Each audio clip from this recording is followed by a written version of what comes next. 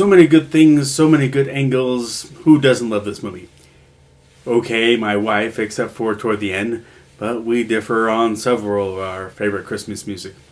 Let's talk about Elf.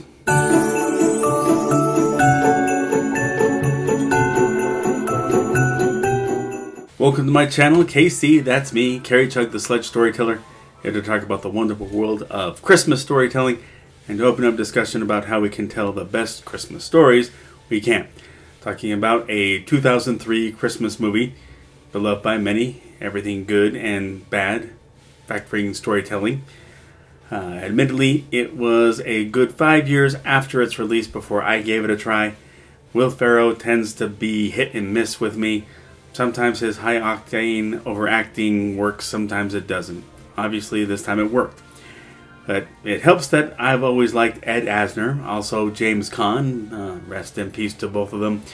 This was a reunion for these two after they had been co-stars in one of my favorite John Wayne movies, El Dorado. I just had to point that out. Mary Steenburgen is also worth mentioning. She functions wonderfully as the voice of reason and the wife and mother who seeks out the best solutions for both Walter and Mike, as well as Buddy. So it's my issue and I own it, but I get very squeamish when I have to see extremes in food. So I always cringe while enduring Buddy's eating his disgusting spaghetti concoctions. Also, you do have to look past the unnatural courting between Buddy and Jovi. I mean, a 2-day 180 from totally creeped out to totally charmed by some of the most off-the-wall dating ideas. And the logic of how Christmas spirit powers Santa's sleigh gets inconsistent at times. That's about it. Now, lots and lots of good, and about 80% of that is carried by Will Ferrell. The man took a role tailored for Jim Carrey and proved that his getting that role wasn't a bad move in the slightest. You totally buy into his innocence, and he brings the integral charm to the role. He brings it as the eager and exuberant man-child who has managed to pick up on a few elf skills that while he can't meet the elf quota for toy production, he far exceeds the human quota for tolerance to the cold and endurance in walking literally over 1,000 miles. Also in efficiency in Christmas decorating and in snowball throwing.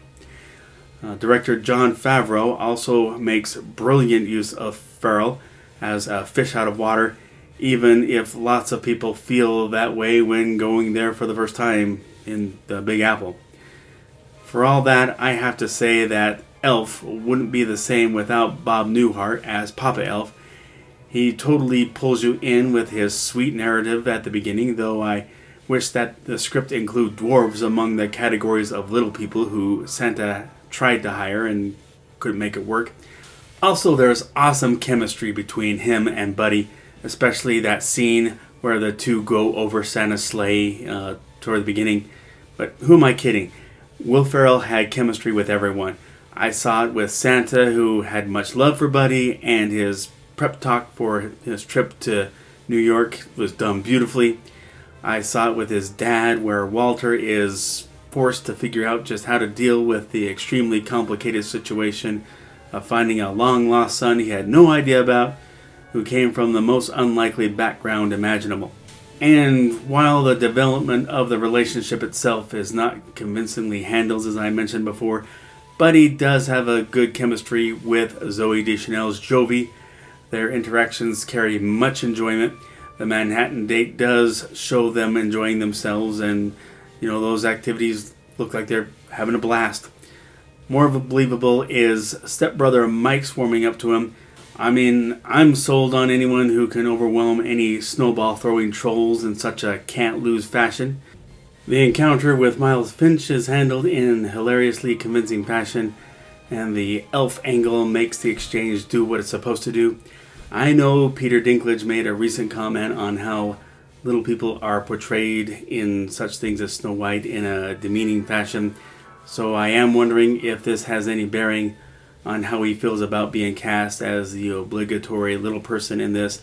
But for now, I have fun with the play on Buddy's naivete here, and Peter Dinklage does an awesome acting job here. And the music.